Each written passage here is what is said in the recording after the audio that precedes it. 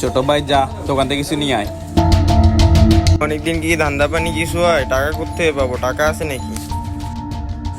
আরে টাকার ব্যবস্থা হয়ে যাবে, তোকে আমি একটা বুদ্ধি শিখে দিচ্ছি।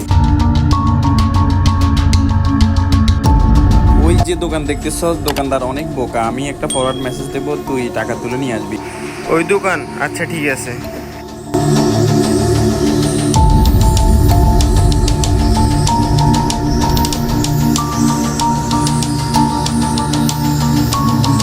কি লাগবে আপনার? ভাইয়া কিছু টাকা পাঠাবে, একটা নাম্বার দেন। এই নাম্বারে দেন। হ্যাঁ ভাইয়া নাম্বার দিতেছি, এই নাম্বারে টাকা পাঠিয়ে দেন। ও ছোট ভাই কল দিছে, পাইছস? আচ্ছা ঠিক আছে, আমি পাঠাচ্ছি। ভাইয়া টাকাটা আসছে নাকি চেক করেন তো। আচ্ছা দেখতেছি। হ্যাঁ টাকাটা আসছে, আপনি একটু ভিতরে আসেন। কেন? আমি কেন ভিতরে যাব? আরে আমি আসতে বলছি, আসেন। বস এখানে। আল্লাহ, কি হবে এখন? কি করলাম এটা? তোরে কে পাঠাইছে? তোর সাথে আর কে আছে? আমার সাথে তো আর কেউ নেই, আমার ভাইও ওইখান থেকে টাকা পাঠাইছে। সত্যি কথা বল, তোর বাইরে ফোন দে।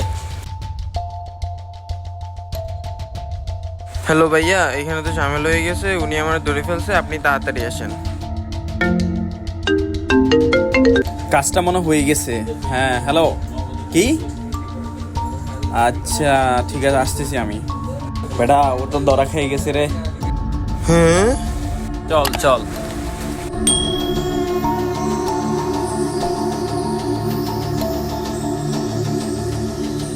হ্যাঁ ভাই, আমি ছোট ভাইকে টাকা পাঠাইছি, আপনি টাকা না দিয়ে ওকে নাকি বসায় রাখছেন। টাকা দেন এবং ওকে কেন বসায় রাখছেন বলেন। কি আপনি পাঠাইছেন? তাহলে আপনি একটু ভিতরে আসেন।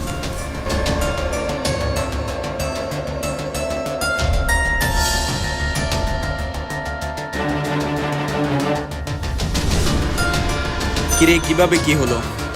আমার মনে হয় উনি সব বুঝে গেছে। ধরা তো খেয়ে গেলাম। কি হবে আল্লাহ। আপনি ফরওয়ার্ড করে এসএমএস কেন পাঠাইছেন? এটা কতদিন ধরে করেন? সেটা ভাইয়া আমি তো ওকে টাকা পাঠাইছি, আপনি কি বলেন? রাখ বেটা। আমাদের ভুল হয়ে গেছে, নেক্সট টাইম এমন হবে না ভাইয়া, আমাদেরকে ছেড়ে দেবে। তোদের এই অন্যায়ের ক্ষমা নাই। আমি এখন তোদেরকে পুলিশে দিব। না না ভাই, এমনটা করবেন না ভাই, প্লিজ মাফ করে দেন আমাদের। সকল ব্যবসায়ী ভাইদের দৃষ্টি আকর্ষণ করে বলছে, আমাদের সকলের উচিত এইসব প্রতারণা থেকে সাবধানে থাকা।